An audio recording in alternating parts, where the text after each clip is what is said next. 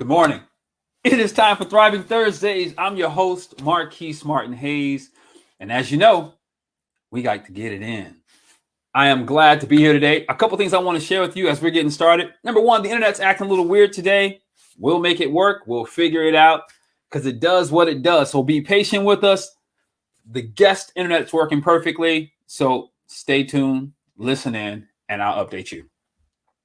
One of the things that I want to share with you this morning is one of my products that I represent under Rodan & Fields. This is called the Lip Renewing Serum. I'm frozen, so I'm not sure if you can see me, but you can probably hear me. If you can't see it, man, you're missing out. They come in these little bitty pods right here where I can simply twist or bite it off. I have a nice antioxidant serum that comes out that helps not only keep my lips moist, but locks in my natural moisture. Now, you may say, I use chapstick. Why would I want to use that, Marquise? Well, let me tell you, I despise chapstick. It's wintertime in the Midwest, and it's super dry, and chapstick doesn't work for me. But the Lip Renewing Serum locks in the moisture, as you can see, and it lasts all day. Not only that, this one serum I can use at least one, if not two more times. And so I use that to help keep my skin and my lips moist and fresh. But I also use the microdermabrasion paste. I use this to help keep my pores open. Ladies, you know about exfoliation. Help your man with his beard. Since the beard game is big now, this sugar salt scrub is phenomenal. Not only does it smell good, it actually works. It helps get rid of dead skin cells so your pores can open up and function like they're supposed to, allowing the natural hairs to grow in, allowing the skin to heal and soothe, getting rid of all the dead, cakey stuff from this crazy dry weather. And of course, maskne. You know, the thing that happens when we wear these masks. Exactly. And then my last favorite product, other than my regimen, my facial regimen, of course, is this right here, Active Hydration Serum. Now, if you've been following me, I've shown you even photos before about what it's done for my heels. Let me tell you, I'm a barefoot runner. Sometimes I literally run barefoot, but I always run in barefoot technique. So those flimsy shoes, I run in those. That lends itself to having heels that build callus. And I've had 2 surgeries where I've replaced my Achilles tendons. And so scarring and ash and all that dryness can easily show up. But when I started using Body Replenish, in the same day, I went an entire 24-hour period and there was no dryness. It blew my mind. So anyway, those are 3 products I want to share with you today. It's time to jump into Thriving Thursdays, where you have the opportunity to take away some things that may transform who you are and who you get to be the rest of your life. Today's guest is AntwonTremell. He's a friend I met on the lakefront. We may tell you a little bit about that story, but he's an amazing man, former pro basketball player, active skateboarder, and active graphic artist. From Chicago to France and back, and many places in between. Ladies and gentlemen, I bring you none other than AntwonTremell. Good morning, bro. Bro, thanks for the intro. Man, listen, you're that guy, man. I mean, once we got a chance to meet, number one, your spirit was off the charts. Cool, calm, relaxed, present, vulnerable, open. The first moment, I was like, connect with that guy. Tell the crowd a little bit about you, just so that as we're getting started, they're looking, thinking, crazy Marquise is on. Yes.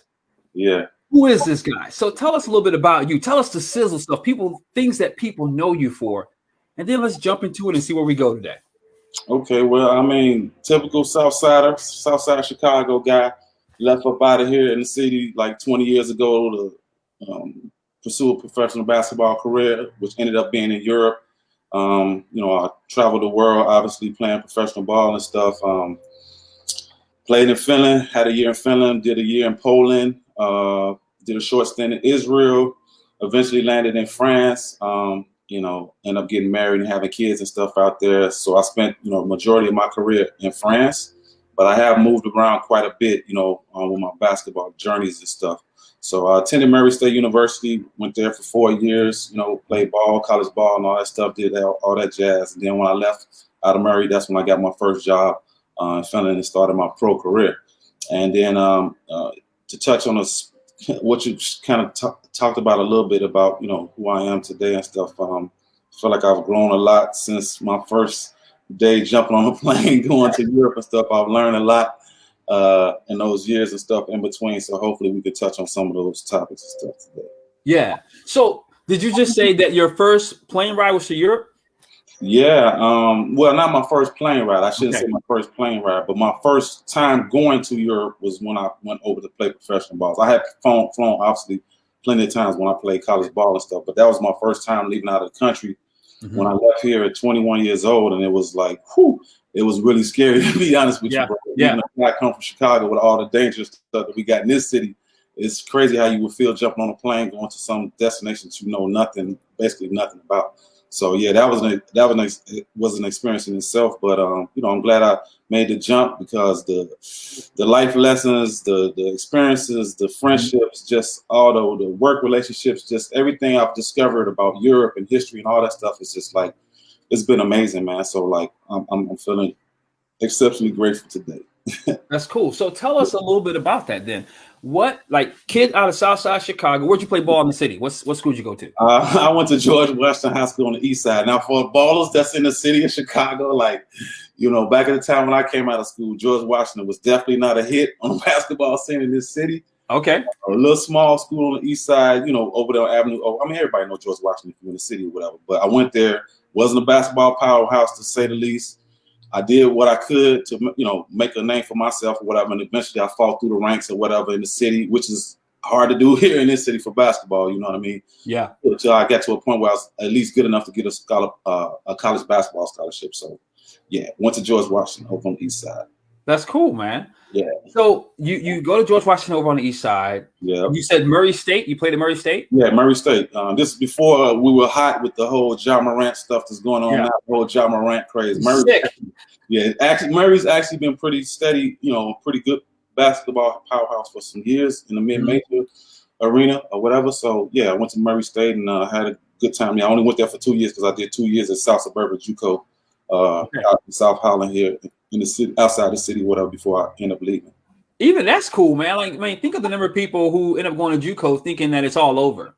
Yeah, you know what I mean? I could touch on that. I mean, to be honest with you, everybody, a lot of ballers, especially from Chicago, we got dreams of going to NBA and all that stuff. Obviously. Sure. But everybody doesn't have the talent to do that. But it's not because you don't go to the NBA that you can't have a life, where you follow your dreams and still pursue basketball, So that's where I end up landing. I didn't quite have the talent to be an NBA player, but I knew I was good enough to still, do junior college, eventually go on to university, play well there. And I always felt like if I played well enough, I could at least go overseas and make a little money. You know what I'm saying? So yeah, my approach during that time. And so for anybody that's listening today, if you're a hooper, baller, or whatever, and you kind of like on the cusp of like, wow, what if I don't go to the NBA then? Like, what's kind of left for me? Well, I can testify that like you can go overseas, have a great career, see the world, travel, experience different cultures, different lifestyles and stuff like that, and carve out your own niche for yourself, in the basketball world. And still enjoy the game you love.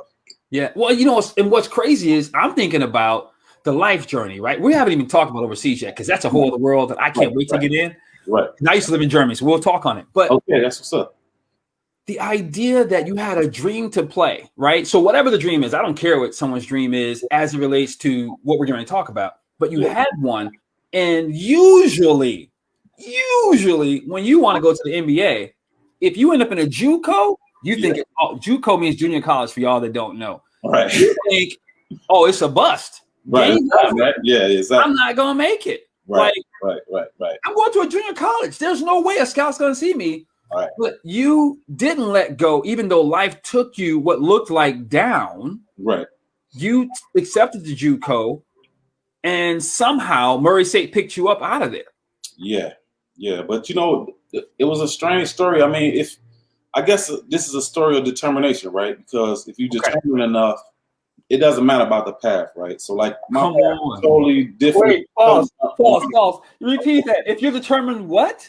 Yeah, no, if you determine enough, then basically it doesn't matter about the path that you're taking. You know what I'm saying? Because you're gonna have the will and determination to make it work, right? Somehow, however that looks for whoever you are, you're gonna make it work. So my route was through JUCO because I didn't have a bunch of Division I basketball schools knocking on my door talking about, yeah, we want Antoine Horde to come to our university. So that in itself can kind of like hit you in the chest, like an eye opener, like, whoa, okay, I'm not even getting recruited by schools and stuff. How am I going to make this basketball thing work? Right. So what I did have at my disposal was an opportunity to go to junior college in the city and kind of just do 2 years there and see where I can make my career go. So I opted to go to South Suburban and did 2 years there. I did okay. I didn't do great, but I played pretty well, considering whatever. We played all the little local junior colleges and stuff around Triton and Kenny King and all those little schools, Olive Harvey, whatever, you know what I'm saying? So like I did that whole jazz. And I played well enough where I got invited to like Rick Ball's All-American basketball camp. Okay. So a lot of the ballers out here from back in the day would know that, now you got AAU basketball and stuff. So basically kind of like our AAU back then.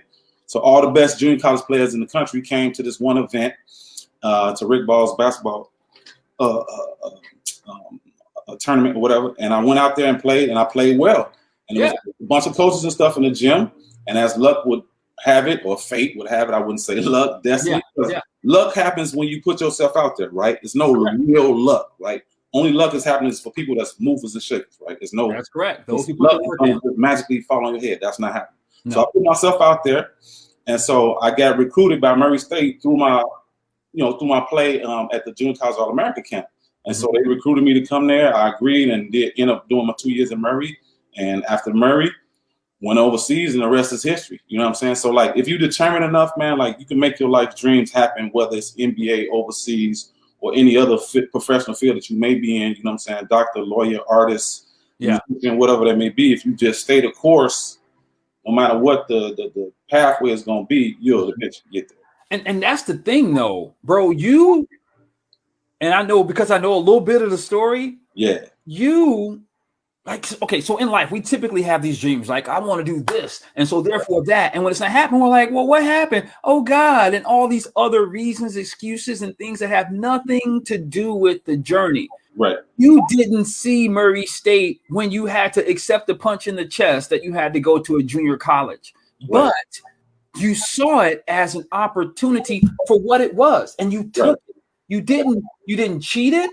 I love that you admitted you weren't even the best on the team. Like, I think that's phenomenal. Yeah, right. But you were still determined, even though it didn't look like what you had in mind. Right. You had that vision, and all you knew was they wanted you, so you stepped into it. And that, to me, is a huge lesson, because a lot of times when we want something, if it doesn't look like what we want, then we just go, no, that ain't it. So that ain't it. Pass it. Right. That's cool. Junior college? Oh, yeah, that ain't going to get me nowhere. That's not it. And so we just blow it by, not realizing that open door is the door for us. Right. It's true. But again, you have to take the jump. And a lot of people, a lot of us are scared to take the jump. I took the jump, and I'm not afraid to jump because I'm not afraid to fall. That's probably why I'm still riding a freaking skateboard at 40 plus years old. I love it. All right, so we're going to get to that. Okay, so you get to Europe, and you talked about there was this whole world that opened up to you, right? Right. Kid out of Southside Chicago, you get to Europe, this world opens up to you. What was that like? How did leaving Chicago, going to another country where no one knew you didn't speak the language, right, et cetera, what was the impact of that exposure on your life? I say it broadened my perspective on other cultures. How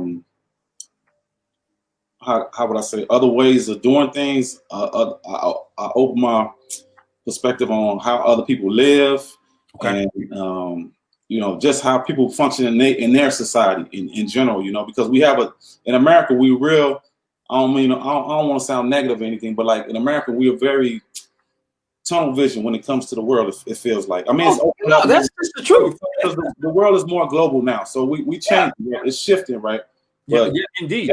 In my experience, like America's been very closed off to what's going on, like in the rest of the world, because by design, right? It's been such a powerhouse for so many years, that we think in America like we got the best of everything. So why even pay attention to like what's going on in Germany, for example, or France or Italy or whatever? You know what I'm saying? Yes. So I say the biggest thing I learned was like it just opened my eyes and my perspective on a different world and a different way of living life in general. You know.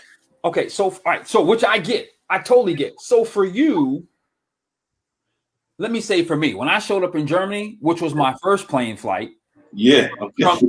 yeah, that was my first plane flight. Plane flight was overseas. My Like, first plane flight was overseas, bro, to okay. Frankfurt, Germany, and so it was different, right? And I understand what you mean, how it opened perspective, but Yeah. it's for me, it was somehow it really, and I guess because I was looking for something from you, but I think I understand it. It's like it's hard to put into words. You just all of a sudden your eyes are like layers are peeled off, and your ability to accept and connect with other people just like broadens. Right. It does. Yeah, I mean, and it's funny how quickly that happens because you go over there with a preconceived idea of what it might be like and all this stuff. And then once you get there, you experience it. It's like something totally different than what you anticipated, and you actually start learning and discovering like new things. You know, new people, new cities. New ways to cook a dish, or you know, what I'm saying, like a new way to put out the trash and all that stuff. Because in Europe, at the time when I first went out, it was very different. I was throwing everything in the same trash, man, because we didn't have like trash bins with recyclables and all that stuff back then when I was in Chicago. So when I first went to Europe, even like 20 years ago, I was like shocked that it was like multiple trash cans. And I'm like, yes, I'm just throwing stuff like in the same trash can. So like even look, the most minute details overseas or, you know, in Europe could be totally different than what we experience here in America. Yeah, that's true. And I'm familiar with that. So your first country's where? First country was Finland. That was my first year out after, doing my 2 years at Murray. Okay. Oh, Finland was great. It was cool. I mean, if you want me to talk about it, we can talk about that. But yeah, Finland was like my first country out. Understood. So at what point did you begin to notice a transformation in who you were becoming? Was it Finland? Was it France? At what point did it start clicking? Well, I would say almost immediately. Okay. Upon arriving in Finland. But, you know, if you're talking about a 20-year window of living in Europe and being in another country and stuff, obviously there's going to be ebbs and flows and, you know, periods when things are high and periods when things were low. Mm-hmm. I'd say I basically started my transformation really almost instantly when I arrived in Finland, because I was thrown into a whole new world. So I had no choice but to adapt to my surroundings. You know what I'm saying? So like that builds character in you in a way that you can't even really anticipate first going into it, because you basically go into a situation in the dark because you know nothing about nothing. So almost instantly when I got to Finland, man, I was like, at that time, I'm not really Bible thumping the way I was back in the day and stuff. But like back then I had my Bible with me.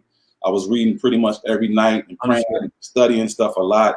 Mm-hmm. I was in the gym all the time to occupy my time, to keep my mind right and stuff, so I wouldn't go crazy, because I was by myself, you know, in a new country or whatever. So that could be tough when you're living on your own and all this stuff. So I started implementing like little things in my day or whatever to help me get by.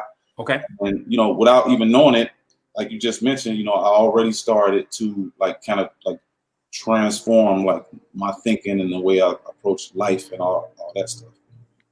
That's cool. So you're in France. And over the last 20 years, somehow out of there's this new guy now. Yeah. There's this Antoine now, this mindful leader, this thought provoker. The name AntwonTremell, the new guy, because my last name is Horde. Everybody that knows me in the world, in the basketball world, and in the world in general, like my last name is Horde. I just take on my middle name because I never used it my entire life. And so I figured, like, okay, I'm going through a new transformation. This is the new version of me, Antoine 2.0. Let's go with this AntwonTremell. Let's try that on for size and see what that do. And just create a whole new life around, you know what I'm saying, life and lifestyle around this name, which I already have because it's already me. You know what I mean? Yeah. So yeah, my full name is AntwonTremell Horde. That's cool. So tell us about the AntwonTremell transformation. How did that happen? Why did that happen? And who is this guy? Okay, well, I mean, you started to touch on it a bit. I mean, obviously, in 20 years, you're gonna grow. You're gonna have some life experiences and stuff that's gonna transform you, change you, stuff like that. And I really tell you, man, like it's been rough goings. You know, 20 years of trying to discover yourself, figure out who you really are. Are you that guy from the south side of Chicago? Are you this newfound person that you've come to be, since discovering Europe and stuff like that? And so you just go through these waves of trying to transform and figure yourself out. Yeah. There's been a lot of highs and plenty enough lows, like plenty lows, man, that'll get you to transform. So basically the man I am today is a transformed person. I worked a lot on myself.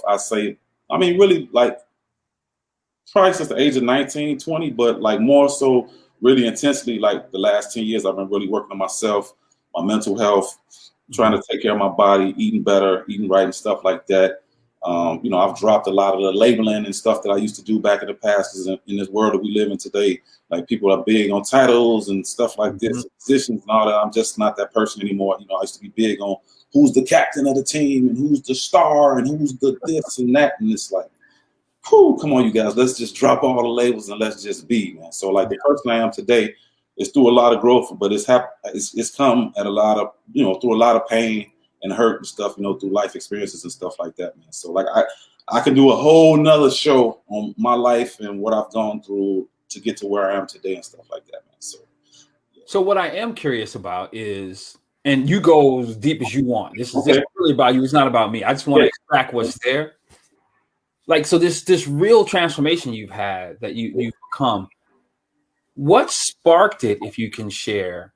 And then just like let us know how you developed it. Because some people right now, this year has been a crucible year, right? Like tearing apart, adjusting, and they're stuck. They're not sure what's next. There's the fear. There's the only opportunity I got is at, you name it, X. And to them, that looks nothing like what they thought their life would be like. And so there's a sense of loss there. Yeah.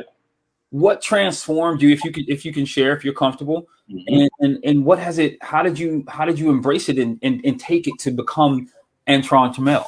Okay, so I try to be a real humble guy, right? So I would say, I don't know.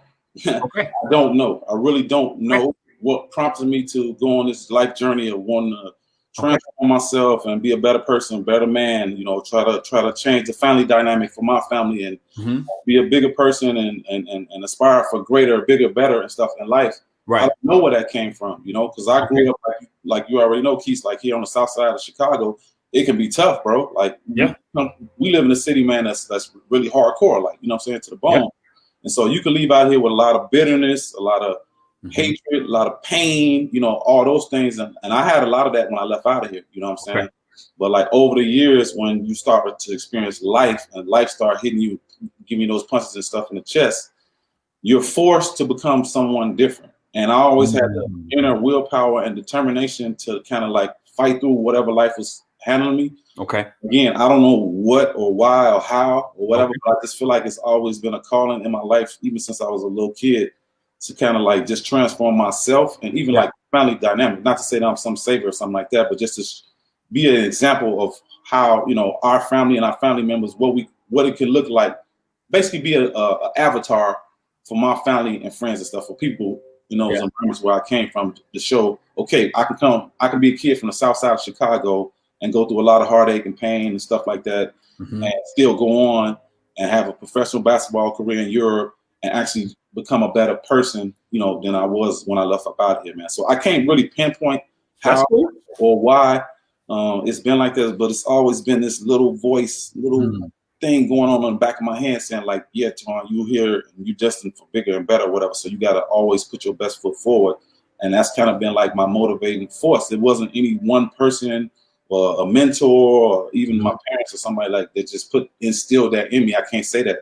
I grew up with grandma, my mom and dad were really young when they had me and stuff. So I had learned a lot of things, about myself on my own. You know what I'm saying? Yeah. So that's real. It was tough, but it was necessary. And I'm happy that it happened. Everything happened the way that it did. You know what I'm saying? Cool. So how do you nurture, or what kinds of practical things do you do to nurture that little voice that's been there, so that I'm assuming it's become louder because you've had transformation or you're in it. Yes. How do you nurture that so that it grows, right? Because I believe we all have it. Sometimes we don't trust it. Sometimes we ignore it. How do you nurture yours? Well, basically, come to a period in my life where I've learned more about being in the moment, the present moment, and having more awareness. Because we live in a world with it's a lot going on, right? Like Yeah. the media era that we living in now, and all that's going on with television and music. It's just a lot of everything all around us every day, everywhere we go. Right. I'm learning now more and more to like tune out like the background noise and stay focused and be in the moment. And when you're more in the present moment, you clear out all that static noise where now that little voice in the back of your mind there, you can hear it a whole lot better and stuff. So I've learned through meditation and yoga and going out in nature, taking nature walks and riding my skateboard and doing little things mental health wise, to take me away from the day to day, so that you're more. I don't like using the word mindful because that's a tricky word. We're gonna get to that at some point. Go for it. I'm listening. You can go there now. I think we spend too much time in our minds, and that's part of the reason why we can't hear that little voice. You know what I'm saying? So like, I get it. Go there. I'm cool with it. I'm cool with it. Yeah, like I said, I just try to stay in the present moment, man, and let that be kind of like my guiding force, and not to try to take on too much at too many different times in my life and stuff. Just be present. That's huge, bro. So mindfulness is important, but not to the degree where a lot of us spend all of our time in our mind. And I only say that because I know what you're talking about. I spent a year or two in my head, and I was out robotically existing. Yes. My thoughts, my energy was from past ideas, concepts alone in my head. I wasn't truly interacting with the world right in front of me, which, we talk about the idea, or in our conversation of the world, we talk about the idea of God. God is only in the present moment. Right. I wasn't present to hear the universe's flow, and so I would miss things. They were like right in front of me because I was up here. Right. Sorry about that, Keith. You're good. You're good. You're good. My bad. So that is interesting. I love that you shared that mindfulness can go. We might be going a little too far sometimes because we're not simply present.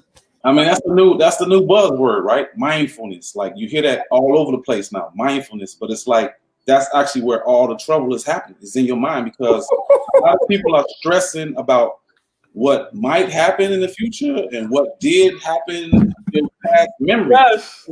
It's only in your head. It's like the past is gone, right? It doesn't even exist anymore, and the future hasn't even happened. So like we're creating stuff literally with our minds, man. So like mindfulness, we got to walk a pretty thin line with that, man. You know what I'm saying? It's cool, understand and hear the voice that's going on the voices that's going on in your head. Yeah. But that's why awareness is very, very important, because if you're more aware, you understand that like what's going on, these thoughts in my mind are basically like clouds just passing by. So like there's gonna be a lot of stuff going on in here, right? You can't grasp on and hold on to everything in your mind because you're gonna really think that's who you are. And like that's like no, I'm not with that kind of program, man. So like, yeah, I try to be in the present moment. That's pretty much where I keep it these days. Sometimes when we're in our mind, it's like clouds passing by. Yeah. And that's good, man. We don't try to judge the clouds, right? We just kind of like look at them, and then some days it's really cloudy, some days it's clear. Yeah. Some days it's big clouds, some days it's small clouds, but it's clouds every day, all the time passing by. And we don't try to grab onto it and make it and that it's not. It's just the clouds is there and they're going. So like them voices that we hear in our head about, oh, I ain't good enough, and oh, am I gonna get the job? Am I gonna get the promotion? Does he love me? Does he care about me? All this stuff is like things that we plan in our mind, and it's like if you don't have if you're not grounded enough of where you are in the present moment, the mind can take you in a million different places. You know what I'm saying? So like we got to be really careful how we deal with the mind. That's good, bro. Yeah, it's good. It will rob us of being present in the moment. I mean, and that works for me. Yeah. It will work for everybody. You know what I'm saying? But like that's kind of like where I'm at. Did you ask me like how I get to the point where I am today? I love it.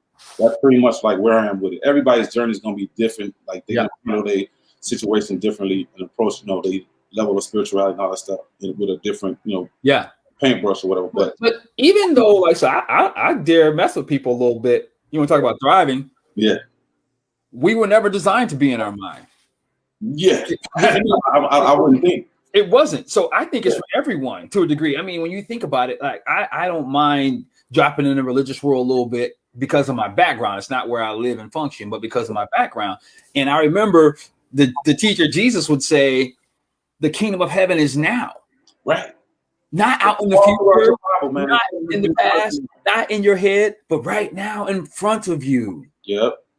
And the only way to access it is to get out of here and interact with what's present. As you saw JUCO, and it was like, hey, that's what's now. Let me take it. Not knowing you've been up in France. Yeah, or talking about you already a failure before you even tried something new, because you're in your head that this is what success looks like. Yeah, so I'm going to take this step that's in front of me right now. You know what I'm saying? I'm already playing tricks with my mind. Yeah, some of us need to turn Instagram off. Yeah, really. Because the idea of success is so painted. It's so painted there as if it is. That's it. It is. It's like your journey looks like no one else's journey. And most of those journeys aren't a journey. They're a moment with a camera and a lens and a filter. Yep, that's it. That's really what it is. I mean, to go back to the Instagram thing, I got Keith. I just started my new account, AntwonTremell. I got 130 followers, man. I don't have like millions of followers and all this kind of. Yeah. I play professional ball. I'm a great graphic designer and artist and stuff. You know, my work's good. I work well. I work with NBA clients and stuff like that. You know what I mean? And I got 130 followers, dude. If you get into that kind of stuff with your life, man, like you're gonna think you're worthless, man.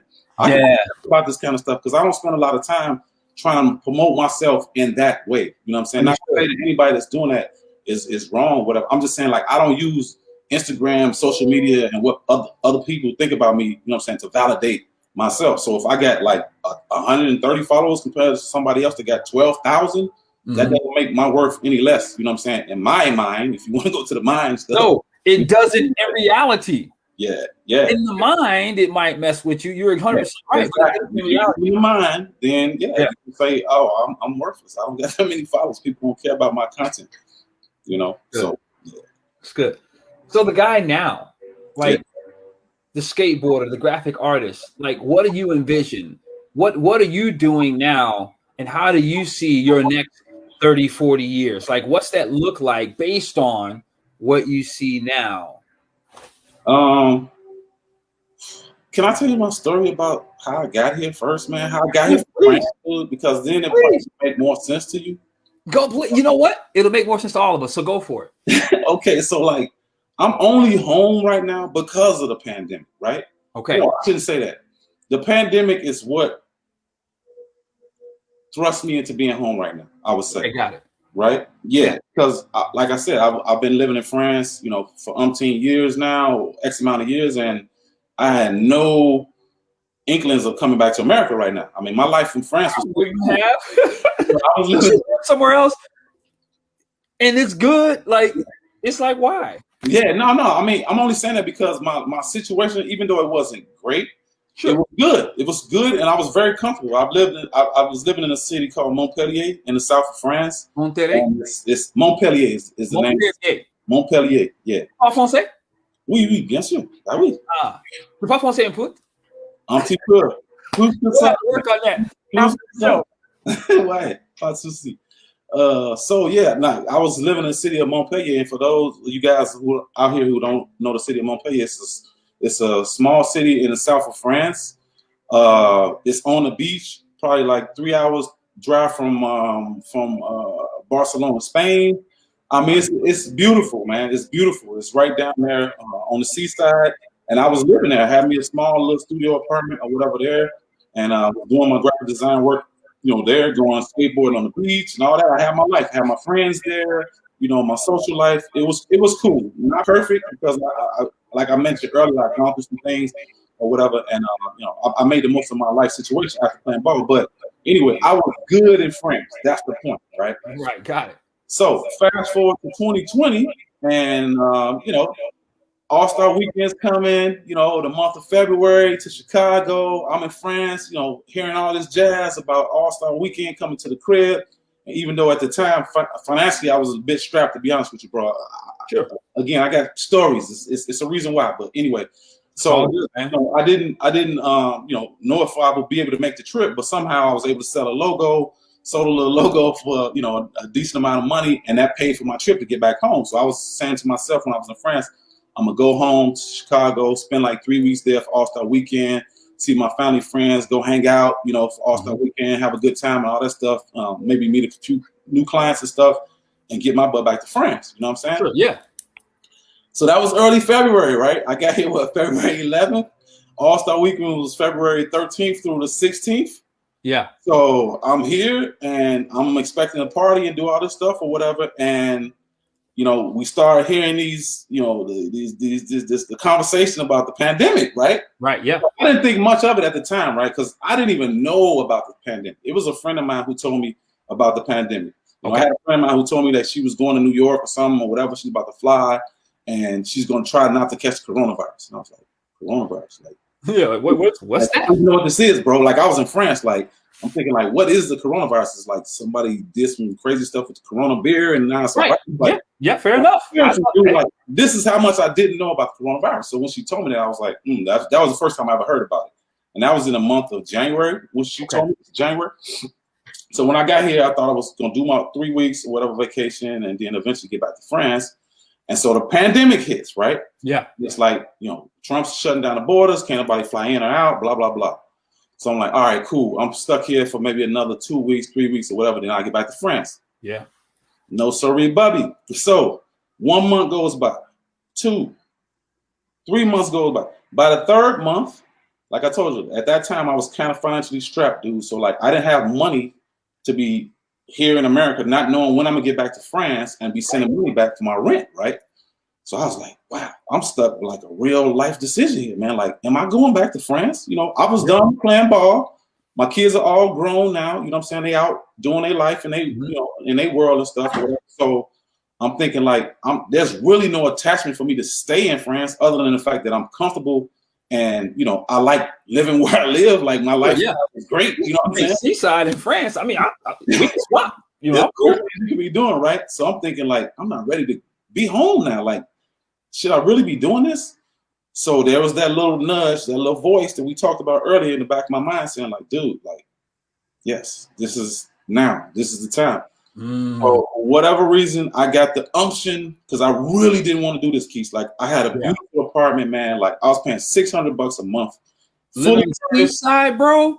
600. Well, the apartment wasn't on the seaside. The apartment was like 20 minutes away. But like, come on, dude, like 20 minutes away from the beach, dude. Like, that's nothing. I on the beach before I got Chicago. So anyway, my setup was great. I had a great setup, so I was not trying to be in America at that time. Right. So anyway, this voice is saying, dude, it's time. It's time. It's time. At some point, you're going to get back here anyway. Now's the time. Yeah. Whew. So as hard as that was, I had to suck it up. And I called my landlord. I had to tell him, like, hey, dude, like, I can't continue on with the rent. I got to shut it down. So I had a couple of my buddies go in my apartment, get my stuff out, move me out. Yeah. They got my stuff. Even to this day, they got my stuff in their home, man. And I decided to just stay on home. So that was the first domino to drop, right? I'm back home. And now it's like, to get back to your question of like, what am I trying to do now? And where's my life headed? And what's the direction now? Because now I'm in a whole new environment, whole new circumstance at a time when I wasn't prepared for this. You know what I'm saying? Like, this wasn't prepared or thought out at all. If I would have wanted to come back to America, it would have been more planned out than the way it turned out. So anyway, I ended up staying with a friend of mine for like 5.5 months on his couch, man, like, sleeping on his couch and going out with him on the food truck, trying to make a little extra bread on the weekends and stuff like that. I still have my graphic design clients or whatever from back in France, so that kind of helps keep me afloat, but it still wasn't a lot. And even now to this day, I'm still looking for clients now that I'm back here in America or whatever, but I am starting to get on my feet. So I made the leap to come back here, to come back home. And even that in itself is a stretch because that takes some real balls, man. You know what I mean? To like just shut down your whole life over there after being over there for so many years and just coming back home the way I did in the midst of a pandemic, dude. That's like crazy to even think about this, right? So like here I am, a full grown ass man, back in Chicago with not a lot of means. You know what I'm saying? In the midst of a pandemic, trying to figure out like what direction is my life going? Like, what am I really doing here? You know what I'm saying? Yeah. So I always kind of Yeah. knew like what I Yeah. wanted to do once I got done playing ball and stuff was to touch people's lives and continue to pursue my creative lifestyle and all that stuff, whatever. So, you know, since I've been home, I've still been reaching out to clients or whatever, and you know, trying to build up my client base or whatever here. But it's been, dude, like rough, like super rough. And even trying to find an apartment, I haven't worked here for 20 years, no credit, bad credit from a foreclosed home that I had like 10 years ago. I mean, basically, it's impossible for me to get approved to get in anybody's place. And I made it happen. Like somehow I made this happen, right? And Keith, you were a part of that to lead into this, right? You know, met a friend, met Mona and stuff. And we were out bike riding that day that you met us and stuff. And I was looking for an apartment after that. I had been looking for weeks or whatever to find a place, even though most people would have thought that was impossible because my credit scores wouldn't allow it. I didn't have the financial means at the time. We're in the midst of a pandemic, right? So it's a lot of things that says, dude, no, this is not happening. This can't happen, guy. Like what you're trying to do is impossible, right? So I kept moving forward, like thinking like, okay, the worst that they can say to me is no, right? If I'm trying to find a place to play or whatever, the worst they can tell me is no, your credit won't get it. Your money's funny and your credit won't get it. All right. Right. Like, that's the worst. That's the worst. And that wasn't even new news. Yeah, exactly. So I kept on my pursuit or whatever, my hot pursuit. Yeah. This is gonna lead back to what my life purpose and what I'm trying to do. Trust me. Go for it. I'm not even worried about it, bro. You good. So like I go out, do my little apartment hunts and stuff. The first real estate person that I work with, that didn't work out. I guess I set the bar too high for myself because I was looking for studio apartments and stuff downtown, blah, blah, blah, this, that, and the third. That didn't work out. So for whatever reason, the universe sends me Marquise on my path. Boom. We run into each other on the lakefront that day, out bike riding and stuff with Mo and all that. And I tell you my situation, I share what I was trying to do, and it's like, boom. Let's set that randomness up really quick, though. Yeah. I had just started bike riding. I was probably that's hard to believe. 3 weeks in. Yeah. I just because of the pandemic created bike clubs in Chicago. Right. My boy kept hitting me up like, you got a bike? I'm like, I'm a runner. So I get a bike. I'm literally 2 or 3 weeks in on my bike ride. I just happened to be bike riding past the planetarium. I hadn't seen Mona in a year or two. Right. And like, Mo. Right. Antoine. Right. And I had just spoke to Eric like less than 24 hours ago, bro. Go ahead. You tell the rest. Well, it was all meant to be, right? But if you don't take the jump, if you don't have the courage to do this craziness that I did during this year of 2020, none of this is possible, right? So you come on the scene, you tell me about Eric leaving the apartment, leaving the studio here, and how it will come available, whatever. I'm like, well, I'm getting turned down for every place downtown Chicago right now. What the hell? I might as well try for this, right? Yeah. So I come, look at the place, whatever. Me and Eric spoke. Great vibes, great energy, same way as me and you, whatever. So it's that didn't happen by accident. You know what I'm saying? Not at all. Things went well during my conversation with Eric and stuff. He introduced me to the landlord. The landlord did a credit check and was like, "Hey, dude, basically your credit won't get it. I'm gonna need a few months up front." So I was like, ding, ding, ding, ding, ding, ding, ding. Light bulb popped on in my head, and it's like, okay, there's my end right there. All I need is cash on hands, and I can get me a spot. So I came up with the money. The universe gifted me with the money. It came out of the sky, out of the heavens. I can tell you this right now. The money came to me that I needed to get it to the place. Yeah. I paid the guy the first couple of months up front. The rest history. And I'm in my spot now. So describe your spot, because it ain't like some basement apartment in Chicago. You know what I'm saying? It's not some brick. It's not some no offense to anybody else. Right. You don't have like wires over your windows type of thing. You know what I'm saying? Yeah, no. I've been blessed with a really beautiful space, man. I'm really happy, thankful, and grateful for what I got. I mean, I've decorated a little bit, man. I give you a little quick glance, but like, nice, bro. Like view though, bro. The view. You want to talk about this view, like the view? We already know that like the view is to die for, right? Like if they don't even get it, floor to ceiling glass. Yeah, like 3/4 of the room. Crazy. Anyway, whatever. That's a whole. Bring it up because you didn't live in your head, which would have jacked you up. you were present to the opportunities as they were occurring. And by being present to the opportunities as they were occurring, we bumped into each other. You had no reason to be vulnerable in my space. But because you were present, you opened up like, bro, I'm looking for a spot. Yeah. I had just talked to my guy, and now look at you, bro. Yeah, man. And it's not by accident. Crazy. This is not me puffing out my chest saying I'm some superhero or something like that, because it's not that at all. Yeah, it's just being really driven, being really determined, and then like knowing exactly what you want. Because I had been telling my guys like the whole time I was out there at the crib, because I was staying with one of my buddies back on the old block, you know, out in the hundreds or whatever.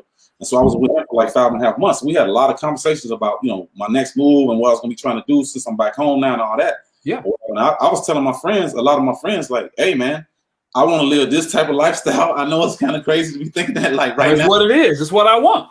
I want a studio apartment downtown Chicago, man, like overlooking the lakefront, man, and like, you know, be able to live my free lifestyle, you know, where I can just come in and out of my space or whatever without having to be tied down with a house, with a yard, and a dog and that whole feel, because I know I move around too much, right? So I was determined to find exactly that, man. So it's not an accident that me and you met, Marquise, and our energy collided like that at the time that it did. Mm-hmm. And now I got exactly the space and exactly the area that I want to be back home in Chicago, even during a fucking pandemic, bro. Like, come on, man. Like, that's hard to pull off. You know what I'm saying? Wow, people, you gotta believe that that's possible, man. You know what I'm saying?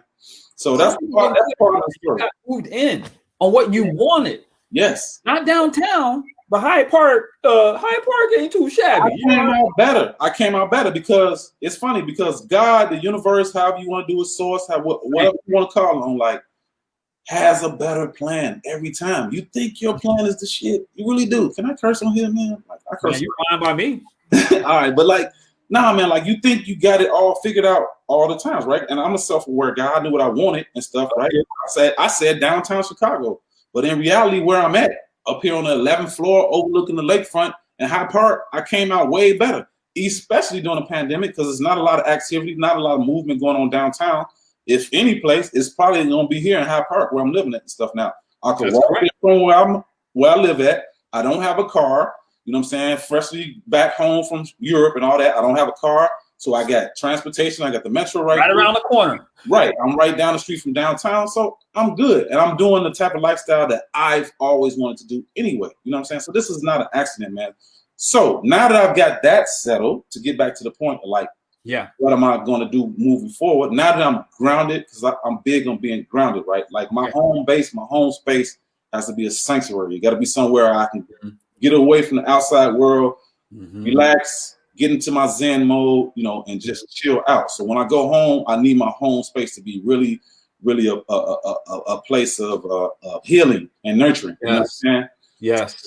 I've created that type of environment here at home. And now that I got that, now that I'm grounded, now I'm going to really attack, you know, what I want to be doing for Antwon Horde and how I'm going to give service to people out here in the world. You know what I'm saying? So it's cool. It's going to come through my creativity, my creative endeavors and stuff. I got my hands in a few things, still trying to land that one really solid thing, man, that could just catapult me into the life that I'm really going after, man. But for now, I'm cool, man. And things are starting to, you know, shape up and go in the right direction.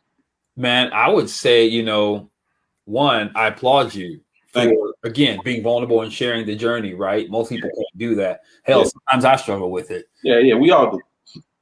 Two, you've given us, if no other key, that mindfulness is trash. Be present. Because it has its place. It has its place, but sure. But it doesn't matter if you're not present. Right. People let the mind overtake them, right? You're not in control of your mind. Your mind is in control of you. So basically your mind can say something like, oh, dude, you look in the mirror like you're fat, man. So like now you're depressed because you got a negative thought in your head and that's coming from the mind. You know what I'm saying? Right. You can look in the mirror and even if you're overweight, you could say, you could totally flip it and be like, ooh, I'm beautifully big bone. You know what I'm saying? Like, and get by with that. You know what I'm saying? It's how we control what's going on in the mind. You know what I'm saying? Those thoughts that's happening in the mind. Yeah. It's good, man. Yeah. All right. So now you got an audience. You got people who've listened to your story, who know that you are a mover and shaker, who know that you're present, who know that you're willing to make big moves, who knows that you've had an exploration of the world, a transformation of being a man who has this graphic career, and we still didn't touch on skateboarding. We got like 11 minutes, but we'll do that. Yeah. Because of who you are and the beauty that you understand of vulnerability, what do you need and what are you looking for in a client? And what can you offer them? Well, I don't go in with any set expectations when it comes to clients. I have my own expectations for myself, not more so with the client. That's what I say. I'm always present with myself. I can't control what type of client I'm going to have, but I can choose the type of clients that I want to work with. Okay. And once I get that client, I'm hoping that things will go, work out in a way where it's going to be beneficial for the two of us. Sure. But I'm only trying to give service to the world. I'm a creative artist or whatever. I do graphic design. My space, that's my space, so I just want to work with people who don't have access to that type of work, because not a lot of people, in their day-to-day lives know actual graphic artists and stuff. And the more that we're moving into this digital age, my line of work is becoming more and more important for people to get themselves online, possibly start businesses and stuff, websites and things of that nature, whatever. So like, I just want to be a person that's coming in to provide service to whoever may need it. And that's whether it's a small business entity or it could be on a corporate level. But those are things that I'm working on right now. And hopefully, prayerfully, I land the type of clients, that fit what my expectations would be. Excellent. So let's talk about those expectations, because that person might be watching right now. Mm-hmm. AntwonTremell, why you? What's your specialty? What have you been exposed to? Why would we hire you? Like, tell us about you. Sell that to us now. We want to know. Okay, well, I mean, basically, I've been working in this sports domain, with my graphic design and stuff. So I feel like a lot of graphic artists are, what I want to say. I want to use the proper word here. I'm really big on how I speak here. So give me a second here, Keith. That's good. That's important.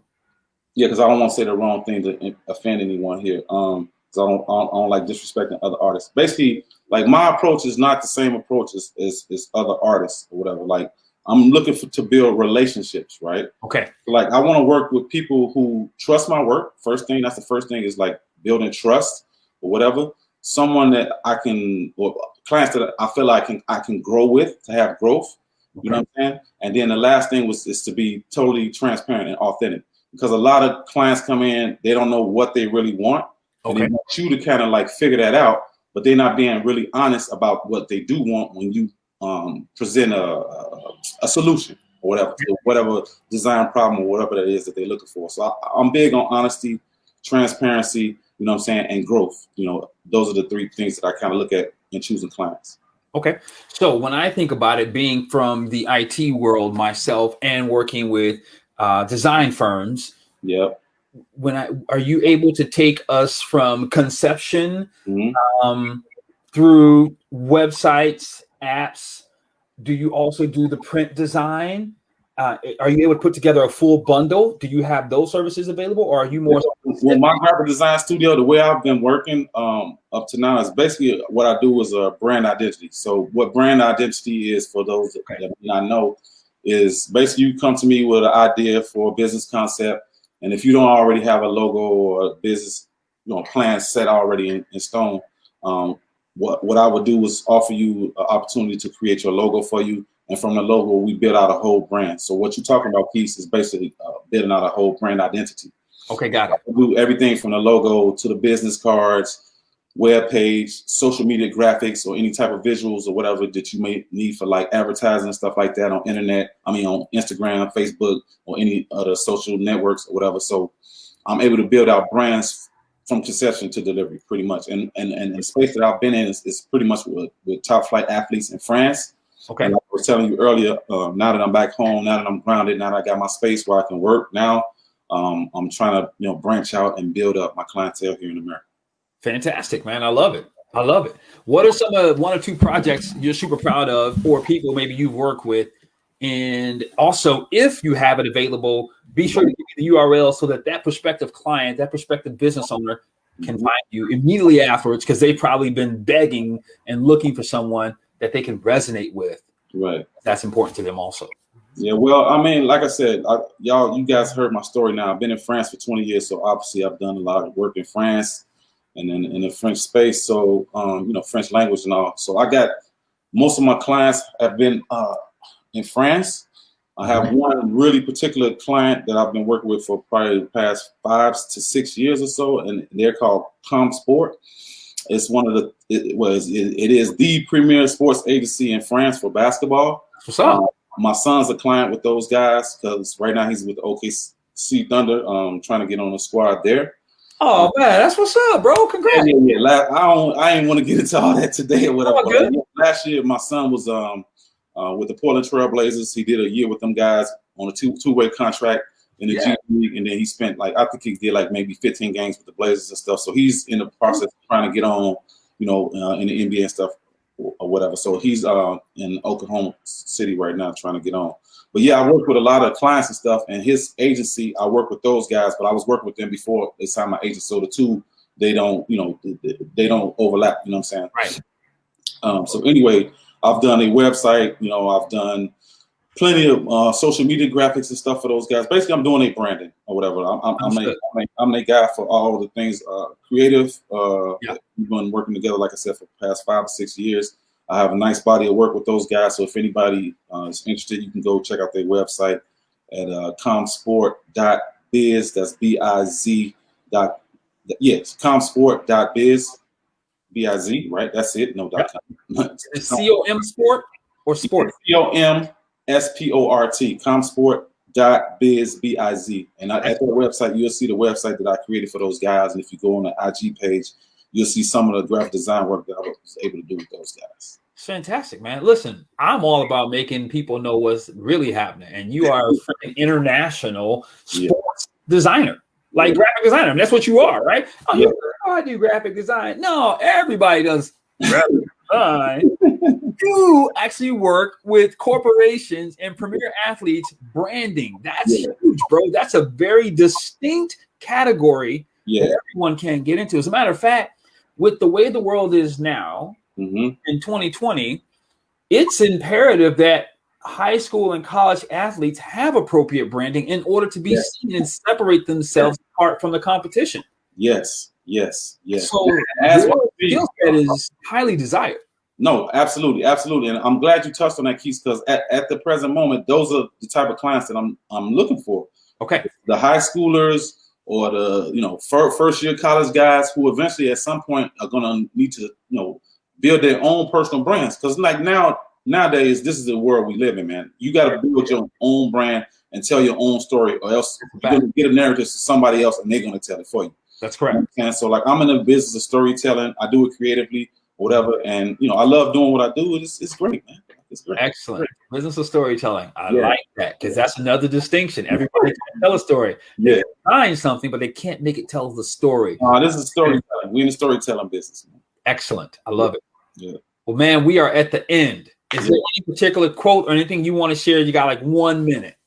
No, just if I was to say anything to people that's listening today, if you can take anything from my story, is just stay determined. Whatever it is in life that you want, don't think for 1 second that you can't have it, because you can. If you put in the work, you have the will and the desire to trust God, source, the universe. I want to say that there's a lot of space for trusting, because we do a lot of efforting in the world. We do a lot. And I can tell you, Keith, as much work as I'm willing to put in, as determined as I am as a person, I will work my butt off if I need to do that. I've learned to let go too and trust that God and the universe is going to provide. And I've done a whole lot less efforting, and a lot of blessings are starting to magically fall in. And that's for a reason. It's because I've tapped into another realm now. So if anybody's listening, stay connected, stay determined, stop listening to all the crap that's going on in your mind there. Get more aware and be more present, man. Things are starting to unfold for you. It's good, brother. Yeah. Thank you, man. I appreciate you. Absolutely. Thank you. Hold on 1 second in the green room for me. Yeah. If I can get to the green room. My internet's been acting weird today, but listen. AntwonTremell, he brought the truth. He brought clarity. He spoke on mindfulness and he talked about what happens when you're present. This is Thriving Thursday. I'm Marquise Martin Hayes, your host. It has been my pleasure to be with you. We'll see you guys next week.